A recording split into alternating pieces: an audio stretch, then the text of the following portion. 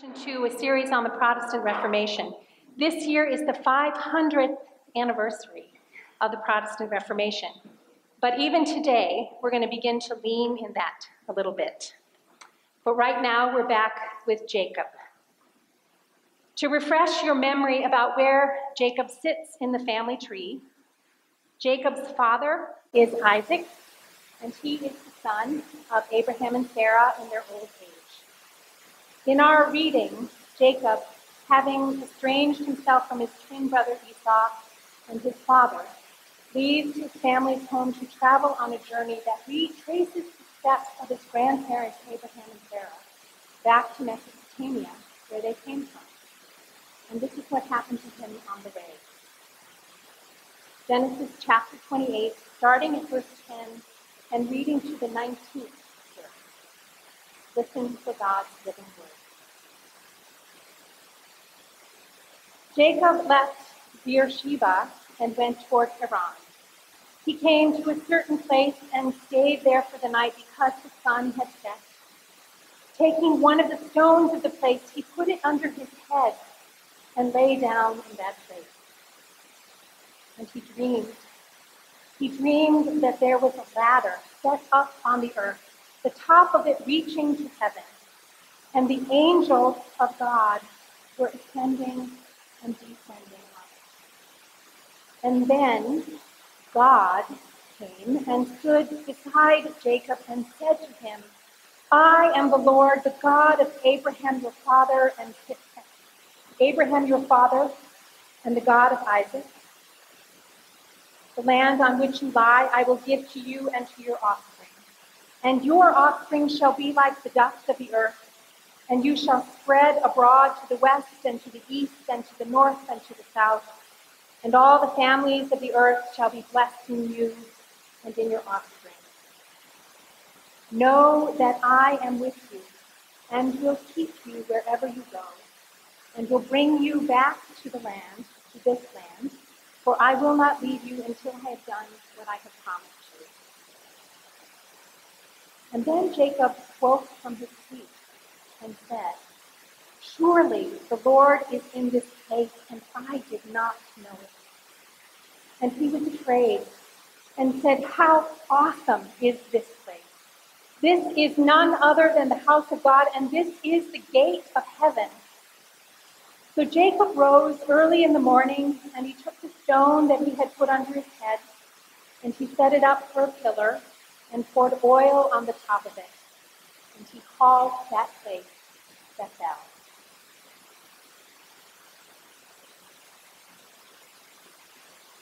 Will you pray with me? O God, may the words of my mouth and the meditations of all our hearts be acceptable in your sight. For you are our rock and our Redeemer. Amen. Jacob's journey takes him on an unfamiliar road where he faces an unknown future.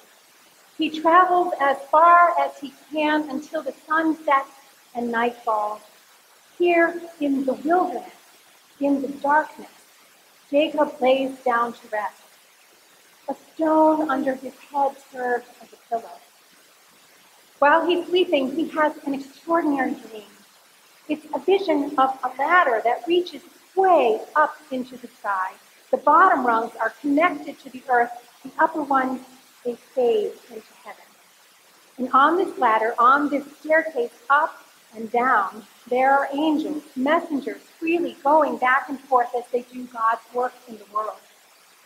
And on this occasion, in this dream, God makes the trip, descending the stairway, drawing near, coming as close to Jacob as God can get, standing right beside him, Scripture says, so that God can speak directly to him. In this divine speech God makes promises, or rather God revisits promises already made and then extends them to Jacob. God remembers the covenant made with Jacob's forebears, with Abraham and Sarah, with Isaac and Rebekah, and God renews it. making it clear that God is not only the God of the first and the second generations, but of Jacob's generation as well as every generation that will come after him. There will be a land for them, and there will be descendants like dust spread out in every direction. And through them, the whole earth, all the nations, all the people will be blessed. God promises, too, that there will be a special blessing for Jacob. One day, he will get to go home. It turns out it will take him 20 years to get there, but God's word to him is a glimpse of the forgiveness and reconciliation that's there waiting for him. For now, however, God pledges to be with Jacob, even as he enters an uncertain future in other ways. God speaks a promise of protection and presence, a reminder to Jacob and through him to all the descendants of Israel that even when they're in the wilderness or they're in exile, God will not leave them. God will go with them always. Jacob is awestruck by this vision, by the angelic errand running, by the messengers who are at home up or down, and by the easiness with which God moves between heaven and earth. So much so that when he wakes up from his dream, commentators say that the first word he blurts out is the Hebrew equivalent of yikes, or wow, yikes, as if someone has just flipped the lights on for him, or wow, he has just turned a corner and encountered something so startling it makes him gasp and puts a catch in his throat. Jacob is astonished that God was in this place, and perhaps even more astonished because he didn't know that God could be in such a place, out here in the middle of nowhere. Astonished, and as Scripture says, a little afraid, since it must have made him wonder if God had been here, where else might God have been without his knowing it? And if God was here, maybe that also means that God can be anywhere and everywhere. Yikes. Jacob looked around for something to commemorate this vivid encounter, something durable and enduring, something that would help him remember the experience or to find it again, or that would help others find it too and perhaps experience something of what he had. Jacob decides that the large stone that was under his head will serve well. His pillow becomes a pillar, and he pours oil over the stone and he names this place Bethel, which roughly means God's home, because it was in that place, away from his family home, where Jacob discovered that he had a home in God. That stone became a memorial marker and a foundation, a cornerstone for a pilgrimage shrine that later generations would build and visit. I suppose it isn't any wonder then that this ancient story about Jacob's ladder and pillow is often the text selected when it comes time to dedicate new church buildings.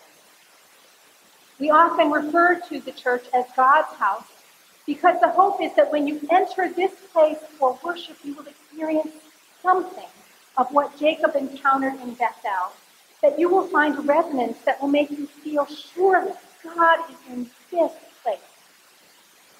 Churches, after all, are meant to be like Jacob's stone, designed to mark memories of vivid encounters with God so that they can be revisited and also created so that new experiences can take place. Made not as just another stone monument to be set up to remember someone else's experience, but as places where it's possible for us to experience something of God's presence ourselves, where we keep the access of heaven to us and our access to heaven in good working order. What we all want, after all, is not just talk about God, but an experience of God I will tell you that those of us who plan worship always hope that there might be a moment, at least one, in every service where you might encounter something like a wow, or a yikes, or an amen. But you know as well as I do that it doesn't happen every time. So I am always grateful to you and even a bit in awe when you keep showing up, so that we can give it another go. It seems to me that our role, all of us, me too, as worshipers, is to make enough room in our words and songs and prayers and in our hearts and minds to trust that when we ask the Spirit to enter in, she will draw near. We will discover God in this place with one another, and we will find ourselves at home in God. My friend Mary Ludy, a church historian, points out that as soon as the early Christians were permitted to set up buildings for worship, they set out to make them awe-inspiring. They built basilicas with soaring ceilings in order to show that the distance between heaven and earth was not so great, so that there could be access. They adorned sanctuaries with marble and gold leaf and mosaics and stained glass, attempts to capture the experience of the majesty of God and the extravagant mercy of Christ. In time, however, there were some who recognized that that spiritual aesthetic didn't always go deep enough. That instead of helping us fall in love with God, we fell in love with the shimmery, shiny things and the pleasing rituals, and we forgot the one who is the beginning and the end of all beauty. That's partly why the Puritans, our Congregationalist forebears, decided that instead of aiming to find awe in church buildings, they would try a little harder to encourage it in church people. It was the people, after all, the congregation, who were the body of Christ, the Spirit's living temple, gathered and called and sent. And so, says Mary, the Puritans stripped their buildings and adorned their people, adorned their minds and souls with biblical preaching and teaching, really long sermons, with frequent mutual counsel and earnest admonition, and with the singing of psalms. No organ, mind you, just voices, and no harmony either. They also did not call the places of worship they constructed churches. They called them meeting houses, and the first ones were very plain. The windows in this sanctuary, by the way, though a little more decorative than our Puritans would have chosen, are thoughtful expressions of that theological perspective. They let the light in and out, but they're not meant to call attention to themselves. They're meant to encourage us to turn toward one another. More importantly, however, that's what our covenants are meant to do. The promises we make, starting with the membership covenant we just said together, and extending out to all the covenants represented here on the transcript. For the Puritans and for us, the messengers of God come down and go up, attending to the errands of grace, not on the steps of a ladder, but via covenant, freely entered and freely affirmed, expressing our unity and faithfulness, our bonds of affection and accountability to one another and to God. Heaven and earth come together not so much on a piece of sacred real estate, but within the community of kindred hearts, through what happens to us when we are together in this place, and through what happens when we are apart from one another, but still united by a shared commitment to the gospel journey of faith. And all the covenants we make, all of them, are echoes of God's promises to Abraham and Sarah, to Isaac and Rebekah, to Jacob and all the generations thereafter, promises of protection and presence, of commitment and to care and blessing.